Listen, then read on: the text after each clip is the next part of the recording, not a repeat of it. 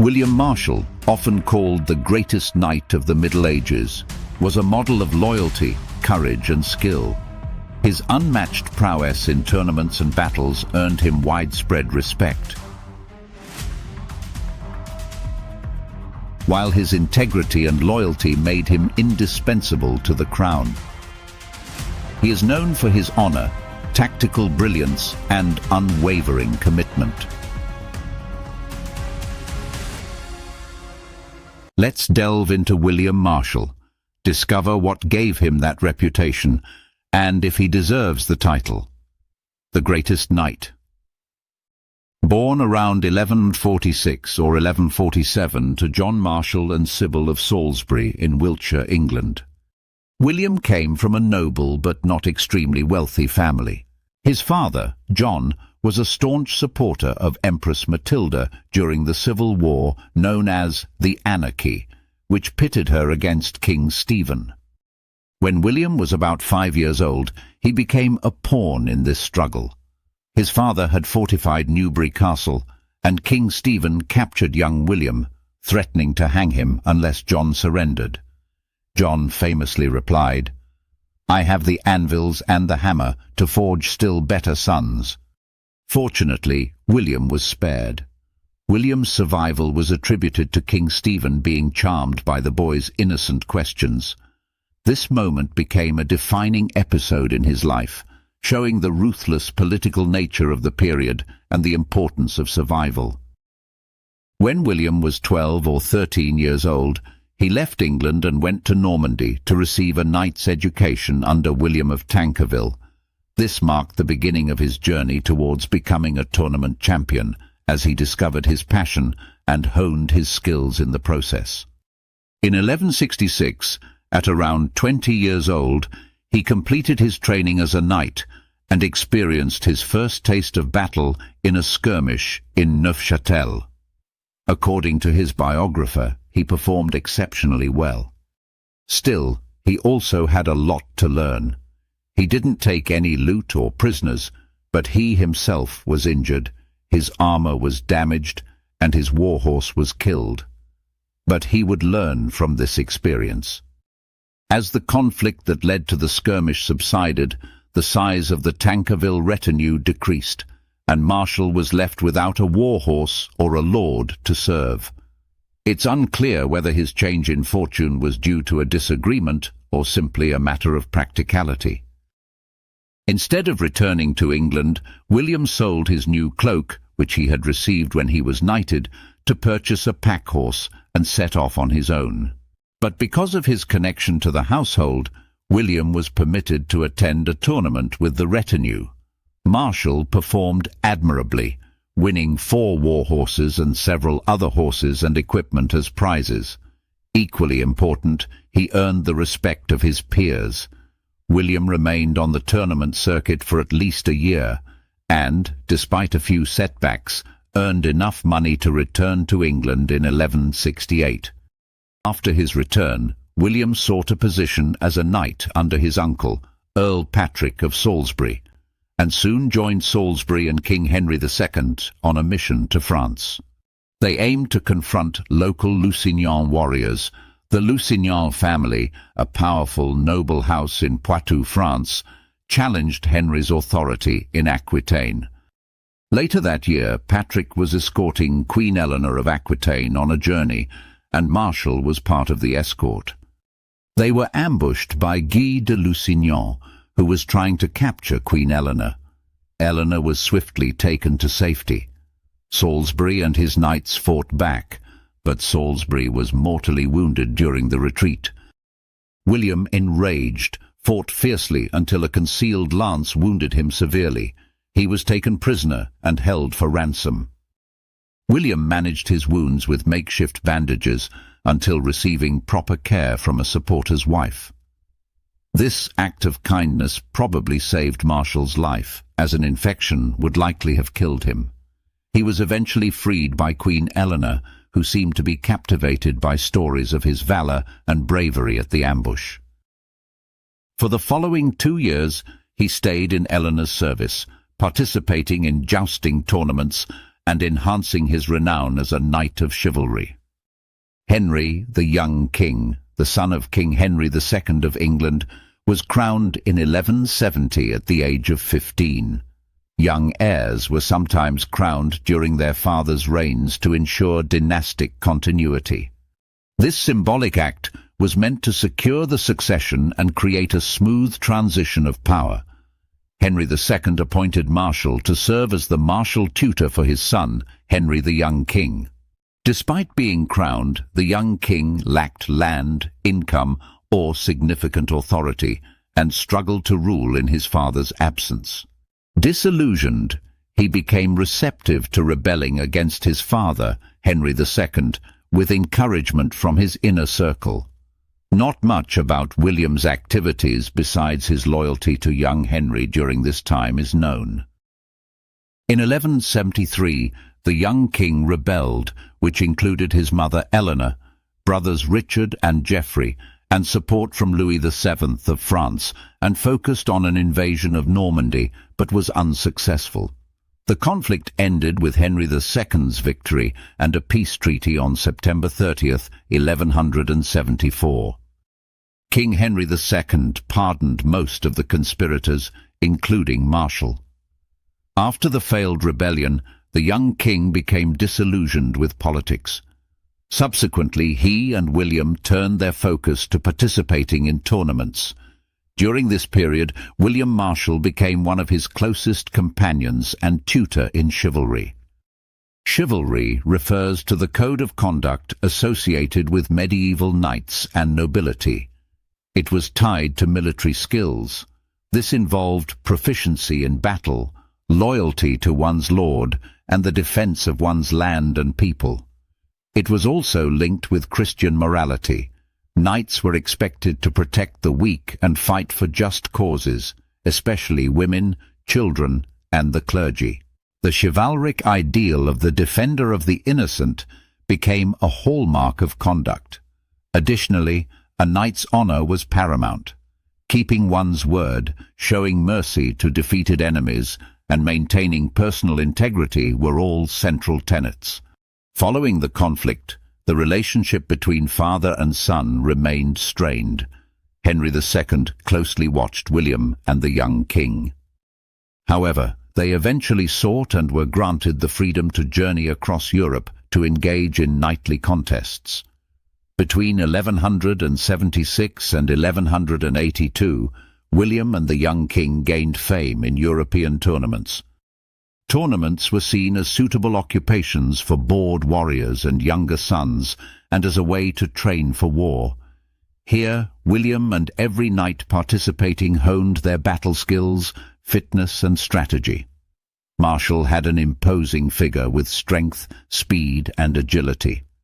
Unlike the tournaments of popular imagination, those of the 12th century focused less on the joust and more on a melee, where teams of knights would fight over a large area of ground. They were dangerous events where knights could earn wealth and prestige. Despite capturing his opponents or enemies in battle, William treated them with great respect, adhering to the knightly code of chivalry.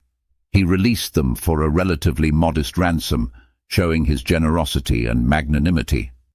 This gesture earned William even more fame and solidified his reputation as a man who embodied the ideals of knighthood. William became legendary in these 5 to 6 years, defeating an astonishing 500 knights throughout his tournament career. Henry the young king also developed a passion for tournaments and chivalric culture. Although denied real power, Henry became a celebrated figure in the world of knightly tournaments, where he gained a reputation as a generous and gallant figure. With young Henry's tournament successes and the reputation he gained, he was drawn back into Angevin politics. But with this reintroduction to high politics came the same vexations of a king without land. His brothers were now happily settled on their own land and would never consent to be ruled by him as his vassals. In 1182, young Henry formally requested the lands of Normandy, which was refused. To force the issue further, young Henry mooted the intention to go on crusade and looked to take the lands of Aquitaine directly from his brother Richard, who was accused of cruelty towards its inhabitants. Rumours surrounding Marshal's disloyalty towards the young king began to surface in this scheming. He was accused of having an affair with the young king's wife, Marguerite. It is likely that the accusation of adultery was a complete lie by William's political enemies. There was nothing in either's behaviour before or after to suggest anything of the sort, and no direct or decisive action was taken against either accused party. It's also likely to be petty jealousy of William Marshal's talent, success, and rise. The relationship between Henry and Marshal became lukewarm, and he began withdrawing his favour and ignoring Marshal. Marshal withdrew and went into exile. But the exile did not last long. Young Henry pushed ahead with his plans to wage war on his brother Richard, and soon found he needed Marshal. In the spring of 1183, a rider was sent to find William and informed him that all charges against the young king were cleared. Whether the reason, expediency, or a realization of the truth, William returned to the service of his lord in May 1183. However, the young king fell ill in late May and died on June 11, 1183. He was 28 years old. Before his death, he requested William to honour a vow made in 1182 to embark on a crusade to the Holy Land. With King Henry II's blessing, William departed for Jerusalem in late 1183. Very little is known about his time in the Holy Land. He interacted with and held high regard for the Hospitallers and the Templars. We also know his time there encouraged him to consider his religion and spirituality. He made an internal vow to join the Knights Templar before his death. Upon his return from the Holy Land towards the end of 1185 or the start of 1186, William once again joined King Henry II's court, where he served as a devoted captain during the challenging final years of Henry II's reign. The game changed for Marshal joining the court proper, where manners and a calm exterior were worth more than being a skilled warrior. More used to the tournament circuit and battle, it is surprising that Marshal did so well in such situations. But he was clearly capable, and from 1186 onwards, Henry II used Marshal as a leading household knight, who advised the king on military strategy and planning, although not yet on other aspects of government. Quickly, William found further favour with the king. He was granted the expansive royal estate of Cartmel in Cumbria, along with the guardianship of Heloise, the heir to the Lancaster barony in the north. In 1188, amidst Philip II's efforts to take control of the contested Berry region, Henry II called upon the Marshal for support and loyalty. Henry offered him the hand in marriage and the estates of Dionysia, the Lady of Châteauroux in Berry, as compensation. During the following campaign, tensions arose between the king and his son Richard, the Count of Poitou, leading Richard to join forces with Philip II against his father. The following year, in 1189, as King Henry retreated from Le Mans to Chinon, William knocked Richard off his horse during a confrontation, choosing to spare the prince's life by targeting his mount instead. This act made Marshal the sole person known to have ever unseated the future King Richard. Despite the fact that the old king's cause was completely lost, and almost every knight had abandoned him before the end, William remained by the now dying king's side. King Henry II died on the 6th of July, 1189. Henry's body was moved to the nearby abbey at Fontevraud, where Marshal stood vigil. Despite their past conflicts, William was embraced at the new king's court. Richard I, who evidently valued William's loyalty to his father and his military prowess. In the final days of his reign, the old king had promised Marshal the estates and the hand in marriage of Isabel de Clare, but the arrangements were not finalized. But this promise was upheld by King Richard, and thus in August 1189 Marshal wedded Richard de Clare's daughter Isabel. At the time of her marriage she was around 17 or 18 years old, and her father had been the Earl of Pembroke. Through this union, Marshal now possessed vast estates and rights in England, Wales, Normandy and Ireland. However, some properties were kept out of the agreement. It wasn't until the year 1199 that Marshal received Pembroke and the earldom, titles his father-in-law once held. This marriage elevated Marshal from a landless knight of humble origins to one of the wealthiest men in the realm, marking his significant influence and status at court. The title, the Earl of Pembroke, was the highest rank available to those outside of the royal family during the 12th century. The couple went on to have 10 children, 5 sons and 5 daughters. William notably enhanced his wife's properties, significantly upgrading Pembroke Castle and Chepstow Castle. Despite the marriage being a political and military reward and their notable age difference, the pair seemed to share genuine love and affection. Remarkably, there's no evidence of Marshal taking a mistress, a common practice among the nobility of the time that was frequently discussed and documented. In April 1190, King Richard departed Dartmouth for the Third Crusade, leaving his brother Prince John and a small group of advisors, including Marshal, behind. But it wasn't long before John started scheming against his brother, giving himself effective regency over the country and being considered King Richard's heir. Marshal's role in this isn't entirely known, nor is it known how much he supported John and potentially, given the dangers inherent in crusading, his next king. King Richard returned safely from Jerusalem and reached England in March 1194. And with his retinue, including Marshal, recaptured the remaining rebel strongholds in England, finishing at Nottingham. After, Richard, William and a number of other warriors set sail to restore the lands in France. The defeated Prince John came trembling to Richard to ask for forgiveness, which was instantly given. But during the campaign to regain his lands in France, King Richard took a crossbow bolt in his shoulder.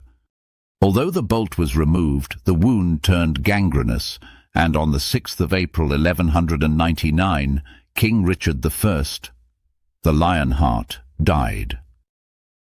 John's reign faced immediate legitimacy challenges, heightened by Philip II's opposition.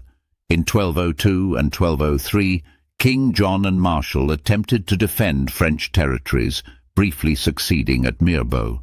However, King John's mistreatment of captives, including the likely murder of Arthur of Brittany, eroded support in France, leading to the loss of Normandy by December 1203. This forced the Anglo-Norman nobility to choose allegiance between John and Philip, a dilemma Marshal tried to navigate by pledging homage to Philip without becoming his vassal. John initially consented, but was enraged when, under pressure, Marshal accepted Philip as his liege lord for his French holdings. Marshal's relationship with John soured further when he refused John's demand to assist in regaining French lands in 1205, citing his oath to Philip. This led to a decline in King John's royal favour, culminating in Marshal's exclusion from royal documents by 1206 and the surrender of his son as a hostage for his loyalty. Focusing on his estates in the west, Marshal went to Leinster in Ireland in 1207 against John's wishes. His management there was firm but fair. A dispute with John's representative in Ireland provided a pretext for John to summon Marshal back to England in 1208, under the threat of being declared a traitor. John attempted to isolate Marshal by enticing his men with lands and titles. However, Marshal's supporters in Ireland remained loyal, resisting King John's summons and successfully defending Leinster with the aid of the Lacys of Ulster. This defiance, based on developing notions of chivalry and loyalty to Marshal, forced King John to reconcile with Marshal in March 1208. William's troubles with King John continued, with the king's paranoia leading to demands for hostages from William's neighbours, the Bruces, who ended up seeking refuge with William on his Leinster estates. Despite William's attempts to protect them under the laws of hospitality, the Bruces were ultimately captured, leading to their tragic death and the confiscation of William's properties for his role in sheltering them.